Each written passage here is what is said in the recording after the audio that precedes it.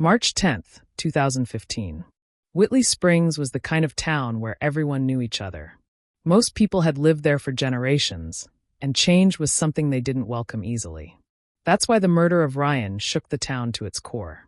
The sun had barely begun to rise when 12-year-old Ethan Miller took his dog, Rusty, for their usual morning walk.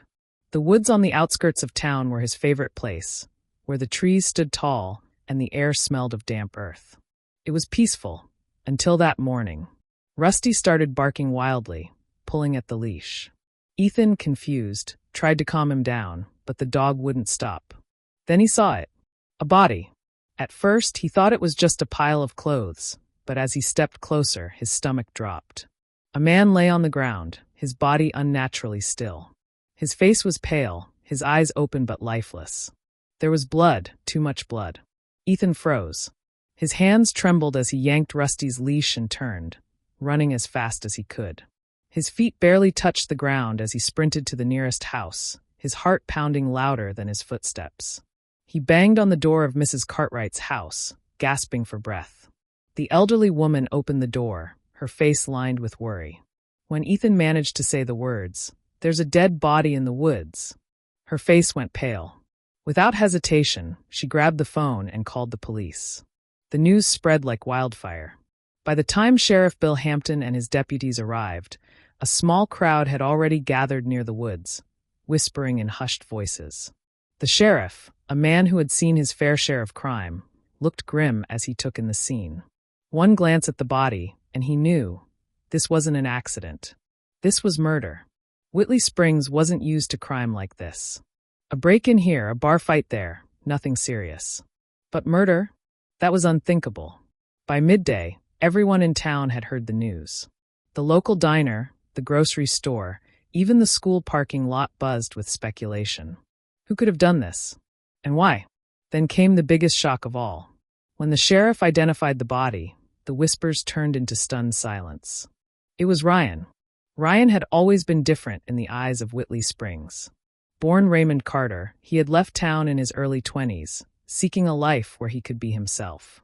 When he returned years later as Ryan, a transgender man, the town barely recognized him. He had hoped for a fresh start, but Whitley Springs wasn't the kind of place that forgot.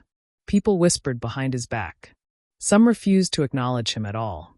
Others, like Jess, embraced him wholeheartedly. Ryan had met Jess shortly after moving back. He was kind, understanding, his safe place in a town that often felt hostile. Their love was strong, but even love couldn't erase the prejudice that lingered in the streets of Whitley Springs. Ryan worked at a small art gallery. The owner, an older woman named Mrs. Holloway, appreciated his talent, but never quite accepted him as one of her own. Customers were polite but distant. He wasn't hated, but he was never fully welcomed either. His past was no secret. He had spoken openly about his struggles, about the rejection he faced when he first transitioned. To some, his honesty was brave. To others, it was unsettling. They preferred things to be simple, familiar. Ryan was neither. Despite this, he found comfort in a small circle of friends. Zara, his closest friend, was one of the few who had stood by him from the beginning.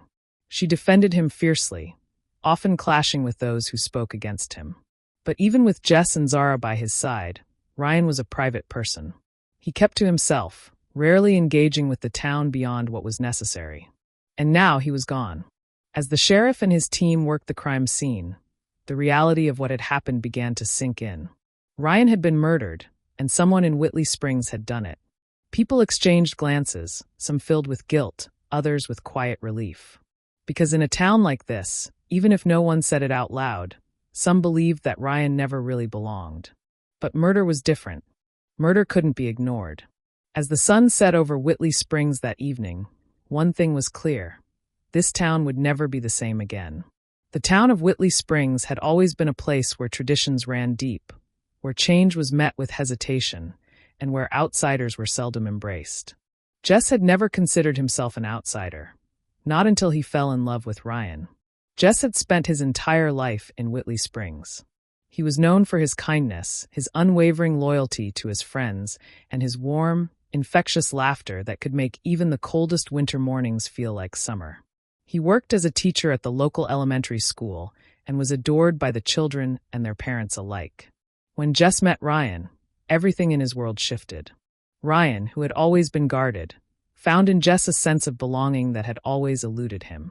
He saw him, not just for who he had been, but for who he was now, and for the person he was still becoming. Their love was swift and undeniable.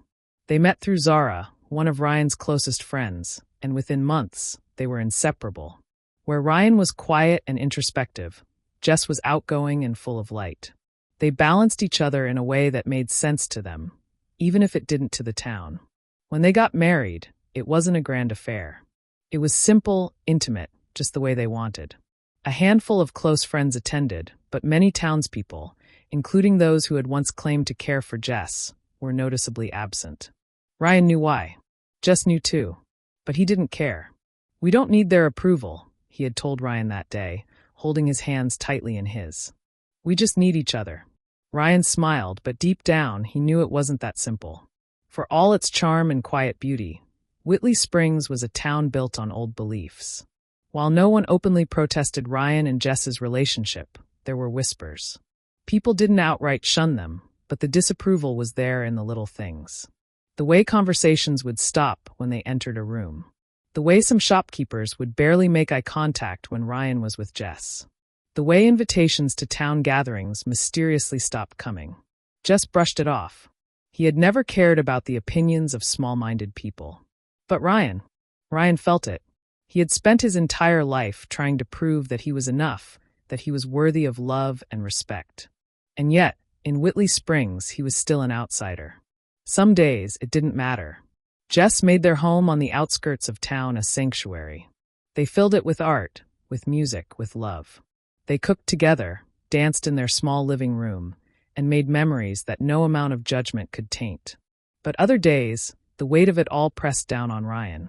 "I just want to exist without it feeling like a fight," he admitted one night, staring at the ceiling as Jess lay beside him. Jess turned to face him, brushing a strand of hair from his forehead. "You do exist. And you're loved. That's what matters." Ryan nodded, but the sadness in his eyes never fully left. If you like the video, make sure to like it and subscribe to our channel. March 12, 2015. The early morning calm of Whitley Springs had been shattered by the gruesome discovery of Ryan's body, and by the time the police arrived, a small crowd had already gathered near the woods, whispering among themselves. Sheriff Bill Hampton stepped out of his squad car, adjusting his hat as he took in the scene. He had been the sheriff of Whitley Springs for over 2 decades, and he had seen his fair share of crime. Petty theft, the occasional bar fight, even a domestic dispute or two. But murder? That was rare. And a murder as brutal as this? It unsettled him. Ryan's body was found sprawled near a clearing, his face barely recognizable due to the swelling and bruising. His clothes were torn, and there were clear signs of a struggle. The deep gashes on his head and arms suggested blunt force trauma. Whoever had done this hadn't just wanted Ryan dead. They wanted to make him suffer. Sheriff Hampton crouched near the body, his trained eyes scanning for anything that might provide a clue. The dirt around Ryan was disturbed, footprints overlapping in different directions. A few feet away, there was a large rock stained with blood. Likely the murder weapon, he thought grimly. His deputy, Cole Dawson, approached with his notepad in hand. "We're dealing with something personal here, Sheriff. This wasn't just an accident." Hampton nodded. "I know." As the forensic team worked the scene, Hampton took a deep breath, knowing exactly what this murder would mean for the town. Ryan had always been a topic of discussion in Whitley Springs. Some were accepting, but many weren't. His transition, his marriage to Jess, the way he carried himself despite the town's disapproval. It had rubbed some people the wrong way. Was this a hate crime? Or was this personal? Only time would tell. By midday, the sheriff had started the first round of questioning. He and Deputy Dawson made their way through the town, speaking to business owners, neighbors, and anyone who might have seen something suspicious. But as expected, no one wanted to admit they knew anything. "People are scared," Dawson muttered as they left yet another unhelpful conversation. "Or they're hiding something," Hampton replied. March 14, 2015. It didn't take long for the town's whispers to turn into accusations, and soon, one name kept coming up: John Hargrave. John was a local businessman who owned several properties in Whitley Springs. He had always been outspoken, particularly about his disdain for people like Ryan. It wasn't a secret that he had clashed with Ryan on multiple occasions, especially over the past few months. Just days before the murder, John had been heard arguing with Ryan at a town hall meeting over local zoning laws. Witnesses recalled him raising his voice, telling Ryan he didn't belong here and that Whitley Springs didn't need his kind. It was enough for Hampton to bring him in for questioning. When John was called down to the station, he laughed at the idea that he had anything to do with Ryan's death. "I might not have liked the guy, but I'm not a murderer," he said, arms crossed as he sat in the interrogation room. "People heard you threaten him," Hampton pointed out. John rolled his eyes. "Threaten? I said he didn't belong here. That's hardly a threat. Where were you last night between 10 p.m. and 2 a.m.? At home. Alone." Hampton exhaled, leaning forward. "You got no one who can confirm that?" John shrugged. "Guess not." With no solid evidence tying John to the crime, the sheriff had to let him go, for now. The next person under scrutiny was Zara, Ryan's best friend. She had always been his fiercest defender, never hesitating to call out the town's hypocrisy. Some in town claimed she had been acting strange the past few days, though what that meant was up for interpretation. When questioned, Zara was furious. "Are you seriously wasting time questioning me when Ryan's real killer is still out there?" she snapped. "We have to consider every possibility," Hampton said calmly. "Yeah. Well, here's one. You're looking in the wrong places," she shot back. Despite her frustration, Zara provided an alibi.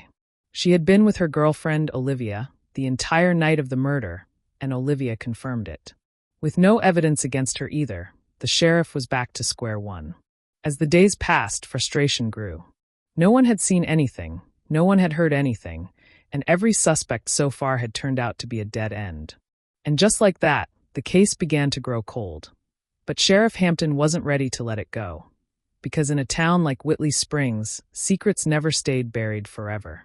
March 14th, 2015. As Hampton sat in his office reviewing old notes, something nagged at him. The suspects they had questioned so far, John Hargrave, Zara, none of them had a clear motive strong enough to kill Ryan so brutally. The town's prejudice was evident, but hatred alone didn't feel like the entire story. There had to be something more. Then a conversation he had with Jess came back to him. He had mentioned how Ryan always wanted to fix things, especially when it came to family.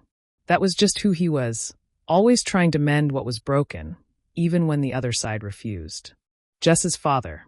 Hampton leaned forward, flipping through the case file until he found it, an old note from Jess's initial statement. He had briefly mentioned that Ryan and his father had never seen eye to eye. The sheriff picked up the phone and called Jess. "Jess, I need you to tell me more about your father's relationship with Ryan. Were there any arguments, any confrontations?" There was silence on the other end before Jess spoke softly. "They didn't get along.